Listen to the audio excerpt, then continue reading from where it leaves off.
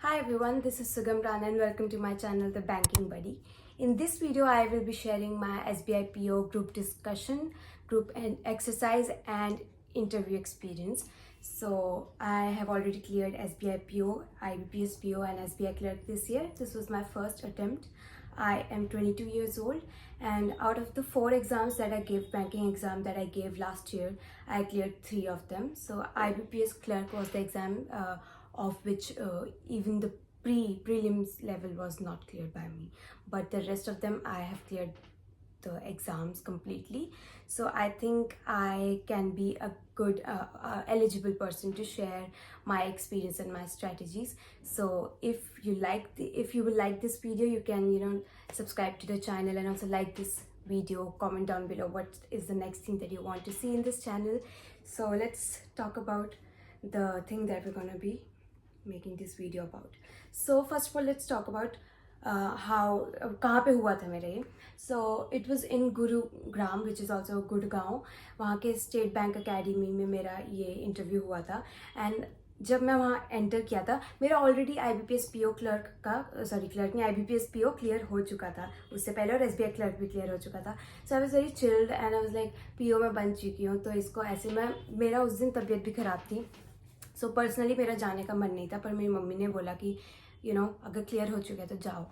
तो 1 अप्रैल को मेरा IBPS PO का रिजल्ट आ चुका था और ये 5 अप्रैल को मेरा इंटरव्यू था. ठीक है. सो आई वाज लाइक देखते हैं ऐसे. मैं मज़े में गई थी SBI PO में. मैंने तैयारी भी मेट्रो में की थी. मेट्रो में मेरे पास नोट्स पड़े हुए थे IBPS PO के टाइम जो मैंने तैयारी की थी, बस वही तैयारी की थी. उसके अलावा एक चीज़ थी जिसकी मैंने तैयारी की थी, वो मैं बताती हूँ इवेंचुअली इन द वीडियो. सो वहाँ पे गुड़गांव में मेरा इंटरव्यू था. सबसे पहले हमें बुलाया था, मेरा पर्सनली 7:30 बजे हमें बुला लिया था. वहाँ पे ग्रुप पूरा डॉक्यूमेंटेशन वगैरह हो गई थी, वेरिफिकेशन, और 9 बजे आई थिंक इंटरव्यूज़ शुरू हो गए थे. सबसे पहले ग्रुप डिस्कशन हुए थे. So let's talk about that first. So in group discussion मेरा टॉपिक था 5G का क्या इम्पैक्ट होगा on Indian economy. So because I am economics honour student, I had this in mind that मुझसे जो panel members हैं जो वहाँ पे बैठे हुए हैं, वो एक्सपेक्ट करेंगे कि मैं प्रॉपर इकोनॉमी से रिलेटेड आंसर दूँ.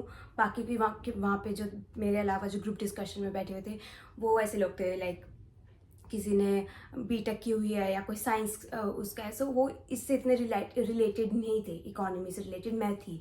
सो I was a bit concern कि अब मुझे अच्छे पॉइंट्स देने हैं. तो वहाँ पे हमें आई थिंक 10-15 मिनट उन्होंने दिए थे. 5 मिनट की पता नहीं कितने मिनट, मेरे को याद नहीं आ रहा, बहुत पहले हुआ है, मैं रिकॉर्ड कर रही हूँ. तो वो दिए थे, हमें एक नोट दे दिया था, नोट पैड, और उसमें हमें पॉइंट्स नोट करने थे. सो मैंने एक पेज नोट कर लिया था. हमें पेंसिल भी दी थी वहाँ पे उससे. बाकी पेन से या पेंसिल से आप किसी से भी नोट कर सकते हैं. तो मैंने पूरा पेज नोट कर लिया था.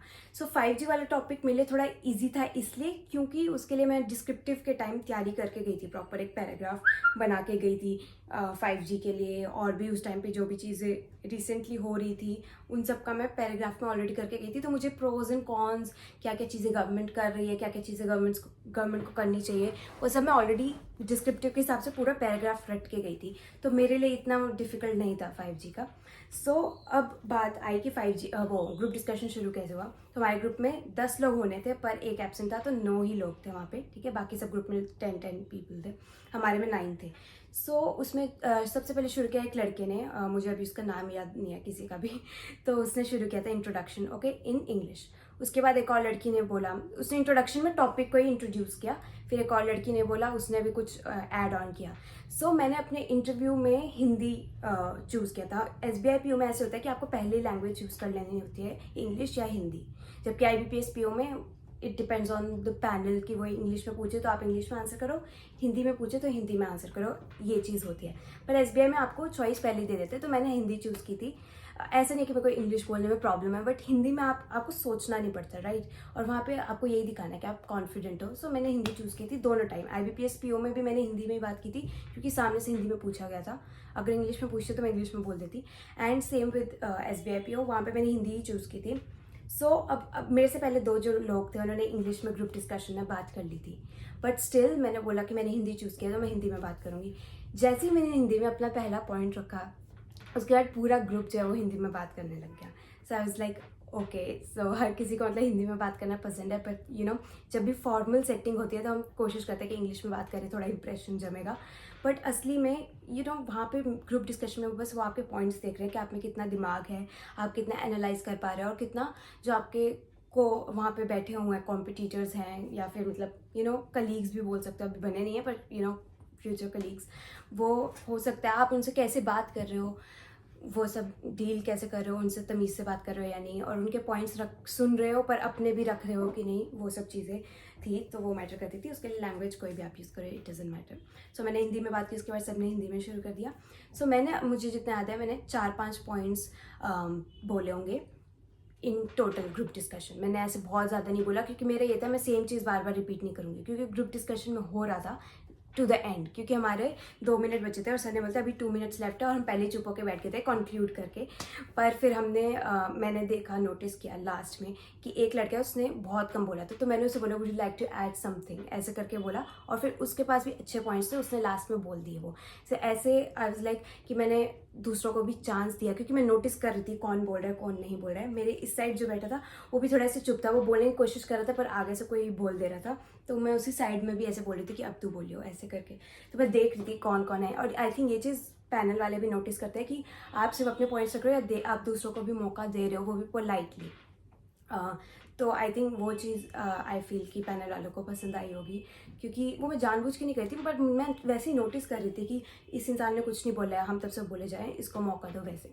पर वो लास्ट में होता। उससे पहले मैंने जो 4 पॉइंट्स रखे थे इस टॉपिक पे, 5G का इकोनॉमी में क्या फ़र्क पड़ेगा, उसके मैं बता देती हूँ। एक मैंने पॉइंट रखा था, बहुत मैंने सोचा दिमाग में कि एक इंडस्ट्री के बारे में सोचते हैं जिस पे डायरेक्ट इम्पैक्ट करेगा 5G पे, और उस इंडस्ट्री का जो ग्रोथ होगा या डाउनफॉल होगा 5G की वजह से, उसका इकोनॉमी में क्या इफेक्ट पड़ेगा, उसकी बात करते हैं। लाइक एक स्पेसिफिक मैंने पॉइंट उठाया, ऐसे नहीं कि 5G आएगा तो इंटरनेट बहुत अच्छा हो जाएगा देश में, ऐसे जनरल पॉइंट्स नहीं, वो सब भी बोल रहे थे वहाँ पे।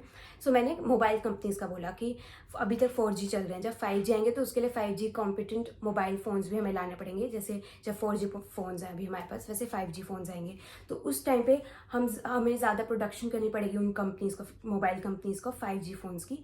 तो जब ज़्यादा प्रोडक्शन होगी, वो प्रोडक्शन क्यों हो रही है, क्योंकि सप्लाई ज़्यादा करनी है, और सप्लाई ज़्यादा क्यों करनी है, क्योंकि डिमांड उतनी होगी, क्योंकि फ़ोन्स की डिमांड तो हर टाइम ही होगी।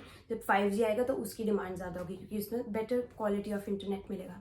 सो ये चीज़ मैंने रखा था कि इससे इकोनॉमी में बेटर फ़र्क पड़ेगा, क्योंकि ना सिर्फ इंडिया में प्रोडक्शन ज़्यादा होगी, उससे एम्प्लॉयमेंट भी बढ़ेगी, कुछ ज़्यादा फैक्ट्रीज अगर खुलेंगी, और साथ में फॉरेन डायरेक्ट इन्वेस्टमेंट भी होगी, बाहर के लोग भी इन्वेस्ट करेंगे जो ऑलरेडी इंडिया में अब करने लग गए हैं, specially in this industry like semiconductors और मोबाइल्स, इनकी प्रोडक्शन में बाहर से लोग ऑलरेडी इन्वेस्ट करते हैं। So this was a point that I made, which was very crisp, very like to the point, and was very relevant to the topic, which is the impact on the Indian economy about 5G. Second point मैंने जो रखा था वो ये था कि environment में क्या इम्पैक्ट होगा। तो एनवायरनमेंट में मैंने पढ़ा था एक जगह कि जो हमारी मिनिस्ट्री है, मुझे याद नहीं आ रहा, ministry of electronics and information technology थी आई गेस, उन्होंने ऐसे स्टेटमेंट निकाला था जब ये विवाद हो रहा था कि 5G से बर्ड्स को नुकसान होगा और एनवायरनमेंट को नुकसान होगा, रेडिएशन बहुत ज़्यादा होगी। तो उन्होंने एक स्टेटमेंट निकाला था कि अभी तक जितने भी रिसर्चेज हुई हैं उससे ये पता चला है कि जितने 4G और 3G के टाइम पे रेडिएशन था उतना ही होगा 5G में, उससे ज़्यादा नहीं होगा। सो ये एक पॉइंट था कि एनवायरनमेंट पे इतना भी नेगेटिव इम्पैक्ट नहीं होने वाला है जस्ट बिकॉज 5G आ गया है। तो वो भी एक पॉजिटिव पॉइंट था जो मैंने इसमें ऐड किया with relevant example and quotation कि इस मिनिस्ट्री ने बोला था ऐसे। इसके बाद थर्ड पॉइंट जो बहुत जनरल पॉइंट था और जो सभी रख रहे थे, उसमें भी मैंने ऐड कर दिया क्योंकि सभी बोल रहे थे, मैंने सोचा मैं भी बोल देती हूँ। वो ये था कि जब बेटर कनेक्टिविटी आएगी इंटरनेट की 5G की वजह से, तो उससे रिमोट एरियाज़ को भी फ़ायदा होगा, रिमोट एरिया में जो लोग रहते हैं उसे भी फ़ायदा होगा। Like very general point, but I did that. उसके कंक्लूजन के टाइम, जब कंक्लूजन की बारी थी, तब सब एक एक पॉइंट ऐड कर रहे थे।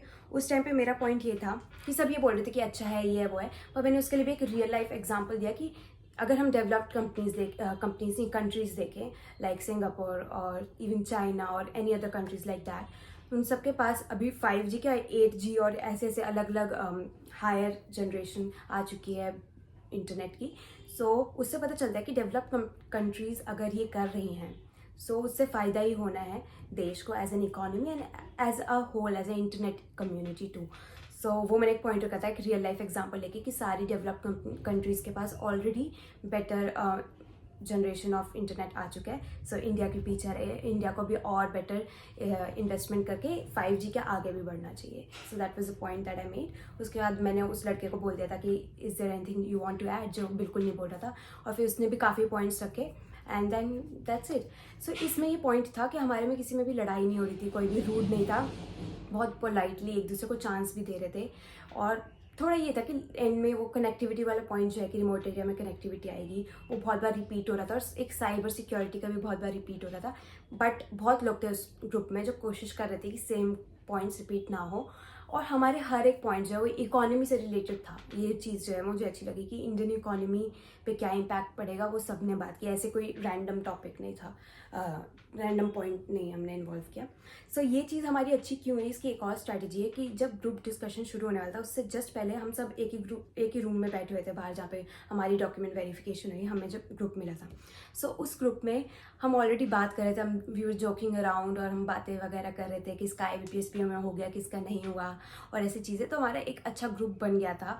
सो ऐसा कोई मतलब चिल आउट होता, हमने एक दूसरे से बात कर ली थी कि अग्री कर जाएंगे कंक्लूजन के टाइम, ऐसे मतलब पॉइंट सबको एक जैसे ही मिलना है ग्रुप में मेरे हिसाब से. तो हमने ऐसे किया था, और फिर it was good I think.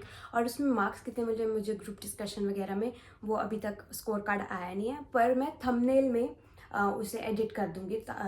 अगर जब लेटर आएगा ना तो मैं उसे थंबनेल में ग्रुप डिस्कशन में कितने मार्क्स थे, ग्रुप एक्सरसाइज में कितने थे, और इंटरव्यू में कितने थे, वो अलग से एडिट कर दूंगी. सो आपको वो पता चल जाएंगे. अभी I don't have any information कि कितने मार्क्स थे. Now next was group exercise. Group exercise में हमारा टॉपिक था आप अपने एम्प्लॉयर से जो है उससे क्या एक्सपेक्टेशंस रखते हो. ऐसे 10 पॉइंट्स थे वहाँ पे, उनको अरेंज करना था. उसमें कुछ थी salary, security, then opportunity, goals, values system and all those points. तो हमने अलग अलग, पहले हमें टाइम दिया गया था कि आपको खुद इंडिविजुअली उसे अरेंज करना है. सो वो हमने कर लिया था. उसके बाद हमें डिबेट करने को बोला गया था, और इसको ग्रुप वाइज अरेंज करना है कि एक फाइनल कंक्लूजन आना चाहिए कि फर्स्ट से लेकर 10th पोजीशन तक कौन से पॉइंट्स आएंगे. तो 2 ग्रुप्स बट चुके थे उस टाइम पे. एक ग्रुप था जो सिक्योरिटी और स्टेबिलिटी इसको ज़्यादा फोकस कर रहा था, नंबर 1 और नंबर 2 में, लाइक टॉप 3 में ये चाहता था. और दूसरा ग्रुप था जो गोल्स, अपॉर्चुनिटी, ग्रोथ वैसे टाइप में ज़्यादा फोकस करता. मैं पर्सनली स्टेबिलिटी वाली साइड थी. ऐसा नहीं मुझे ग्रोथ और अपॉर्चुनिटी नहीं चाहिए, पर stability was the thing that I wanted. और उसके लिए मैंने पॉइंट भी रखा था, अगर हमें सिर्फ ग्रोथ वगैरह देखनी होती तो प्राइवेट बैंक्स में भी हम जा सकते थे. हमें स्टेबिलिटी चाहिए, इसलिए हम यहाँ पे बैठे हुए हैं, SBI का इंटरव्यू दे रहे हैं. सो ये सब पॉइंट्स रखे थे. बट फाइनल कंक्लूजन में हमने अपॉर्चुनिटी और गोल्स को पहले रखा था, फिर स्टेबिलिटी रखा था, और सैलरी वगैरह रखा था. वो क्योंकि ऐसे पॉइंट्स बन गए थे, इतने पॉइंट्स निकल गए थे, और थोड़ी मेजॉरिटी भी उस साइड थी ज़्यादा, तो हम उस साइड पलट गए थे. हमने अपने पहले पूरे पॉइंट्स रखे, हमने पूरी कोशिश की जो ये स्टेबिलिटी वाला ग्रुप था कि हम अपने ऊपर रखें. पर जब नहीं हुआ तो हमें, क्योंकि ऐसा नहीं था कि वो जो सामने वाले पॉइंट्स ले रहे हैं वो बिल्कुल इलॉजिकल है, हमें समझ आ रहा था वो कहाँ से क्यों बोल रहे हैं ऐसा. So we agreed on that and हमारा बहुत स्मूथली हो गया था. एंड हमारी तारीफ भी हुई थी. हमारे ग्रुप जो 2 मैन वहाँ पे बैठे हुए थे, सर बैठे हुए थे वहाँ पे, उन्होंने बोला कि सब कुछ स्मूथली हो गया, all the best for the interview, and then we were free for the interview. Now when we talk about interview, let's talk about interview. उसमें मेरा दूसरा नंबर था. लाइक फर्स्ट एक लड़का गया जो मैं बताई थी ना कि इस साइड बैठा था और जो बिल्कुल नहीं बोल रहा था, वो फर्स्ट था. उसके बाद सेकंड मैं थी, फिर थर्ड फोर्थ ऐसे करके 10 तो थे नहीं, हम 9 थे, तो हमारा होना था. सो सेकंड में मेरा था. सो मेरे से पहले वाला बहुत नर्वस था, और आई वाज लाइक चिल. मैं इतनी नर्वस नहीं थी. मैं पूरे अपनी बैंकिंग जर्नी के एग्ज़ाम्स, मेंस, प्रीलिम्स, इंटरव्यूज़, इन सब में सिर्फ IBPS क्लर्क के प्री में नर्वस हुई हूँ, जहाँ पे मेरा हैंड शेक कर रहे थे, और वो मेरा क्लियर भी नहीं हुआ था, may be because of nervousness. उसके अलावा चाहे IBPS PO का प्री हो, मेंस हो, SBI क्लर्क का प्री हो, मेंस हो, SBI PO का प्री हो या मेंस हो, या फिर IBPS PO और SBI PO के इंटरव्यूज़ हो, आई वॉज वेरी चिल. बिल्कुल भी नर्वस नहीं थी मैं. I don't know why, but I was not nervous at all. IBPS clerk में मे बी बिकॉज मेरा पहला पेपर था, वो पहला कॉम्पिटिटिव एग्जाम था वो, तो इसलिए मैं नर्वस थी कि मुझे पता नहीं था कि कंप्यूटर में कैसे होता है, वो कैसे टिक करना है, इंटरफेस कैसा होगा, जैसा मैंने मॉक टेस्ट दिया वैसा होगा या उससे डिफरेंट होगा, एग्जाम मॉक टेस्ट से डिफिकल्ट आएगा या ईजी आएगा, उसकी नर्वसनेस थी. वो फर्स्ट एग्जाम है और वो मेरा नहीं क्लियर हुआ था. प्री भी बाकी हो गए, तो समझ आता है कि नर्वस हो गए तो फिर मुश्किल होगा क्लियर करना. So now let's talk about SBI PO interview experience. मैं जब वहाँ घुसी तो वहाँ पे 4 से 5 मेंबर थे जिनमें से एक लेडी थी, और मेरा हर किसी ने मेरे से क्वेश्चन पूछे थे। ऐसा नहीं था, IBPS PO के टाइम ये होता है कि 2 लोग ही थे जो क्वेश्चंस पूछे थे, बाकी सब मुझे ऑब्जर्व कर रहे थे, बट यहाँ पे मेरे से हर किसी ने क्वेश्चन पूछा है। So now let's talk about कि मैंने क्या क्या आंसर दिए उसके। ओके, सो फर्स्ट जैसे मैंने एंट्री की तो उन्होंने मेरी फैमिली के बारे में पूछा कि कौन कौन है। उसके बाद क्योंकि मैंने उसमें लिखा हुआ था कि मेरे फादर की डेथ हो गई थी 2018 में, तो उन्होंने पूछा कि आपकी इनकम सोर्सेज क्या है, कहाँ कहाँ से कमाते हो। तो उसमें मैंने बताया सारे इनकम सोर्सेज, और ट्यूशन वगैरह के बारे में भी बताया। Then they asked me about the graduation subjects and कब की थी और ये सब चीज़ें, वो मैंने डिस्कस कर ली। तो मेरा ऐसे कोई इंट्रोडक्शन नहीं होता कि इंट्रोड्यूस योरसेल्फ, और वो उन्होंने वैसे ही पूछ लिया, एक एक क्वेश्चन पूछा इनमें से और मैंने आंसर कर दिया। देन उसके बाद वो, क्योंकि उन्होंने सुन लिया इकोनॉमिक्स ऑनर्स किया मैंने, तो फिर ऑफकोर्स वो वही पूछते। सेम IBPS PO के टाइम भी यही हुआ था और यहाँ भी यही हुआ। मैं थोड़ा पहले डर रही थी ना IBPS PO के टाइम कि इंटरव्यू में पता नहीं क्या पूछेंगे इकोनॉमिक्स ऑनर्स से रिलेटेड। वहाँ पे बहुत बेसिक पूछा था, यहाँ पे थोड़ा वो मतलब ज़्यादा लाइक इतना बेसिक नहीं, थोड़ा घुस रहे थे अंदर, बट फिर भी आई सर्वाइव्ड। सबसे पहले तो उन्होंने पूछा कि इन्फ्लेशन क्या होता है, वेरी बेसिक क्वेश्चन, ये तो नॉन इकोनॉमिक स्टूडेंट्स को भी रफली तो आता ही होगा, और अभी लाइक इंटरव्यू के लिए जा रहे हो तो तुम ये तो तैयार करके जाते ही हो, हर कोई जाता है ये तो। आप एज अ बैंकिंग स्टूडेंट भी आपको inflation is something that you should know. Okay, so inflation के बारे में बता दिया उनको, एक डेफिनेशन दे दी, बुकिश डेफिनेशन जो होती है, जनरल प्राइस लेवल जब हाई हो जाते हैं गुड्स एंड सर्विसेज के in a particular year, and that's called inflation. Then they asked what are the causes of inflation, वो मैंने बता दिया। उसके बाद उन्होंने पूछा जो अभी इन्फ्लेशन चली हुई है इंडिया में और इन द वर्ल्ड, उसका कॉज क्या है। तो मैंने उसमें बताया कि रशिया और यूक्रेन वॉर, उसकी वजह से सप्लाई कॉन्स्ट्रेंट्स आ चुके हैं। सप्लाई कॉन्स्ट्रेंट मतलब कि चीज़ों की सप्लाई जो है वो कम हो गई है, क्योंकि ट्रांसपोर्टेशन की कॉस्ट बढ़ गई है, फ्यूल कॉस्ट बढ़ गई है, और भी चीज़ें, तो इसकी वजह से लोग सप्लाई नहीं पहुंच पा रही है, और उससे चीज़ों की डिमांड ज़्यादा हो रही है, क्योंकि सप्लाई उतनी है नहीं और लोगों को ज़रूरतें तो हैं, तो इसलिए प्राइसेस बढ़ रहे हैं। एक रीज़न ये दिया मैंने, और भी ऐसे 2-3 दिए। उसके बाद उन्होंने उसमें मुझे घुमाने की कोशिश किया, मुझे क्वेश्चंस याद नहीं थे, पर इन्फ्लेशन में कि फिर वो वाला इन्फ्लेशन कैसे हो रहा है, ये क्यों हो रहा है, ऐसे अलग अलग क्वेश्चन पूछे, बट आई आंसर देम। किसी में मैंने सॉरी वगैरह भी बोल दिया था जहाँ मुझे लगा था ज़्यादा फंस जाऊंगी अगर इसमें घुसी तो, सो आई वाज लाइक दैट। उसके बाद उन्होंने पूछा मनी सप्लाई का क्या पर्पस है, मतलब मनी सप्लाई क्यों कंट्रोल करती है RBI, क्या सीन है, वो सब बताया, तो वो भी मैंने बता दिया। उसमें कुछ ये था कि कंजम्पशन, मनी सप्लाई और इन्फ्लेशन का क्या रिलेशन है, तो उसमें मैंने बता दिया कि इन्फ्लेशन जब बढ़ती है, अब महंगाई बढ़ गई है, तो RBI को क्या करना पड़ेगा, तो उसे उन्हें रेट्स बढ़ाने पड़ेंगे, अपने पॉलिसी रेट्स, उसकी वजह से मनी सप्लाई कम हो जाएगी। ठीक है, मनी सप्लाई कम हो जाएगी, लोगों के पास पैसा कम होगा, पैसा कम होगा, कम खर्च करेंगे, कम खर्च करेंगे तो चीज़ों की डिमांड कम होगी, और ऐसे करके डिमांड कम होगी तो प्राइसेस भी कम हो जाएंगे, ऐसे करके बता दिया। दैन SLR और CRR की डेफिनेशन पूछी उन्होंने मेरे से। SLR is statutory liquidity ratio, इसकी डेफिनेशन बताई, और फिर कैश रिजर्व रेशो CRR, उसकी रेशो बताई। Then they asked me about the data कि कितना है ये, तो CRR में बोल दिया 4.50, उस टाइम पे ये था, पता नहीं अगर चेंज हुआ है तो, वैसे नहीं हुआ होगा। देन SLR उन्होंने पूछा, तो मुझे उस टाइम पे क्लिक नहीं हुआ, ठीक है, बट जैसे ही सामने से वो बोलने वाले थे 18%, वैसे ही मैंने बोल दिया, हम दोनों ने साथ में बोला 18%, तो मतलब मैंने गेस कर लिया। मैं 1 सेकंड भी लेट बोलती तो उन्हें लगता कि मैंने उनका सुन के बोला है, बट बिल्कुल साथ में हुआ है 18% ऐसे, सो वो भी मैंने कर लिया था। उसके बाद they asked me about Silicon Valley crisis. So जो मैं कह रही थी ना कि बाकी मैं कुछ नहीं पढ़ के गई थी, ये एक लौती चीज़ है जो मैं अलग से स्टडी IQ से पढ़ के गई थी। मैंने स्टडी IQ की, जब मैं इंटरव्यू की वो आ गई थी डेट और एडमिट कार्ड वगैरह डाउनलोड कर लिया था, तब मैंने देखा कि स्टडी IQ में एक बार देखते हैं बैंकिंग और इकोनॉमी से रिलेटेड कोई न्यूज़ हो रेलेवेंट, तो उसे देखूंगी। तो तब सिलिकॉन वैली क्राइसिस और सिग्नेचर बैंक क्राइसिस ये सब चला हुआ था, तो मैंने उसकी सारी वीडियोस जो थी ना स्टडी IQ में, सारी वो देख ली। उसमें बहुत सारा रेपिटेटिव कंटेंट भी था, पर मैंने इतना देख लिया था कि उसमें अच्छे से एक्सप्लेन कर पा रही थी, नोट्स बना ली थी उसके मैंने, और मैं घर में भी बार बार हर एक फैमिली मेम्बर को पका रही थी कि ऐसे ऐसे सिलिकॉन वैली में ये हुआ वो हुआ, क्योंकि मुझे पता था एक क्वेश्चन आ सकता है आराम से। सो वो एक रेलिवेंट टॉपिक था, और वो मैं अच्छे से करके गई थी स्टडी IQ से। वो ही एक लौता करंट अफेयर था जो मैं करके गई थी, उसके अलावा कुछ नहीं पता था मुझे उस टाइम पे दुनिया में क्या हो रहा है, क्योंकि मैं बता रही हूँ ना, एक तो मैं बीमार थी उस टाइम पे, और साथ में इतना चिल हो गई थी, मैं लाइक IBPS भी हो तो गया SBI PO बाहर हो जाए, आई वाज लाइक दैट. सो मैं करंट अफेयर्स बहुत कम पढ़ के गई थी. सिर्फ ये एक चीज़ थी स्टडी IQ से जो मैं पढ़ के गई थी. सो एक चीज़ ये ही है जो मैं आपको सजेस्ट करूँगी जब आप इंटरव्यू की तैयारी करो. स्टडी IQ की मतलब जो यूट्यूब चैनल है उसमें स्क्रॉल करते रहा करो, और जो आपको लगता है कि ये टॉपिक रेलिवेंट आ सकता है उसकी वीडियो देख लिया करो, ज़्यादा से ज़्यादा नोट्स बना लो, और ऐसे करके आपका हो जाएगा. सो उन्होंने मुझसे पूछा वो क्यों हुआ, तो मैंने पूरा एक्सप्लेन कर दिया कि क्या सीन था. देन मैंने एक वहाँ पे टर्म यूज़ किया कि बैंक रन हो गया था.